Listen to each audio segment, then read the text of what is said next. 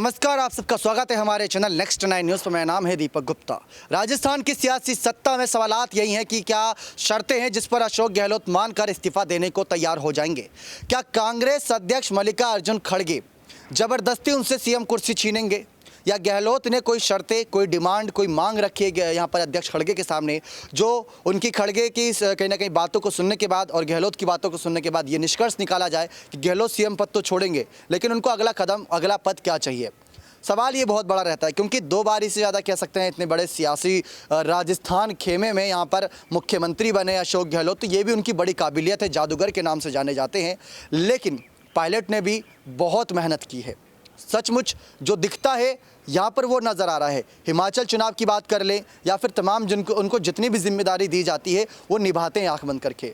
और यहाँ तक कि जो राजस्थान के प्रभारी बने रंधावा जी ने भी साफ कह दिया कि पायलट की रगों में खूनों उनके कहीं ना कहीं खूनों में कांग्रेस बसी हुई है। ये बात जब कही जा रही है पायलट के लिए, वो भी एक राजस्थान के प्रभारी के द्वारा, कांग्रेस प्रभारी के द्वारा, तो बहुत बड़ी बात है। अब वो शर्तें जान लेते हैं जिनके आधार पर, जिनके बातों को ध्यान में रखकर गहलोत अपना इस्तीफा सौंपने को तैयार होंगे।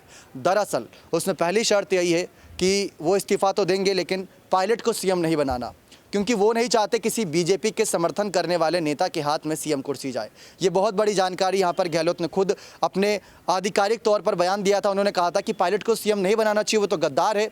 ये बात जब उन्होंने कही थी, ये आपको याद होगी अच्छे से।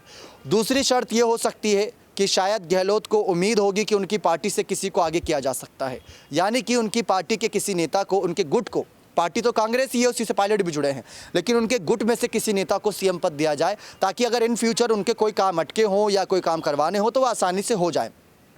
दूसरी तीसरी जो बड़ी शर्त निकलकर सामने आई थी, जब 25 सितंबर को बैठक होनी थी, उससे 2-3 दिन पहले कयास लगाए गए थे कि पायलट को सीएम किन शर्तों पर बनाया जा सकता है। तो उसमें तीसरी जो सबसे बड़ी शर्त थी वो थी पायलट के साथ 2 डिप्टी सीएम, और वो भी दोनों डिप्टी सीएम गहलोत के रहेंगे।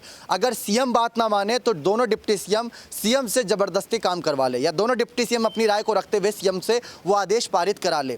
तो ये कुछ बड़ी शर्तें थी जो यहाँ पर कांग्रेस पार्टी के सामने आई थी जब वो अपना अगला सीएम चुनने की बात कर रहे थे, जब वो गहलोत को हटाने की बात कर रहे थे। अब आप खुद सोचिए, 2023 के विधानसभा चुनाव में अगर कांग्रेस अच्छा प्रदर्शन नहीं कर पाती है तो पायलट तो वैसे भी सीएम नहीं बन पाएंगे, लेकिन अगर अच्छा प्रदर्शन कर देती है, भारत जोड़ो यात्रा असर दिखा देती है, गहलोत पायलट की जोड़ी अच्छा असर दिखा देती है, तो आप खुद सोचिए कि यहाँ पर पायलट को सीएम पद तब भी दिया जाएगा या नहीं। अगर नहीं दिया जाता है तो उनके अंदरूनी सूत्रों के मुताबिक वो पार्टी से इस्तीफा दे देंगे। शायद ये कभी भी स्वीकार ना करे कांग्रेस पार्टी की पायलट जैसा नेता वो खो दे। सिंधिया, हार्दिक पटेल जैसे नेता युवा खो ही चुके हैं। युवाओं में बात अलग होती है, वो 15-20 साल तक राजनीति आसानी से कर लेते हैं। तो ये कुछ बड़े मुद्दे हैं जिनको ध्यान में रखा जाएगा, जिनको ध्यान में रख कर ही आगे आने वाले वक्त में फैसला लिया जाएगा। तो इस पर आपका क्या कहना है? इनमें से कौन सी ऐसी शर्त है जिसको ठुकराएंगे आलाकमान मल्लिकार्जुन खड़गे और खुद ही वो सीएम पद छीन लेंगे? अपनी राय कमेंट सेक्शन में जोड़ दीजिएगा। लेकिन इसमें एक और बात ऐड कर दें तो गहलोत क्या भारत जोड़ो यात्रा के बाद उनका नजरिया बदला? क्योंकि उन्होंने अब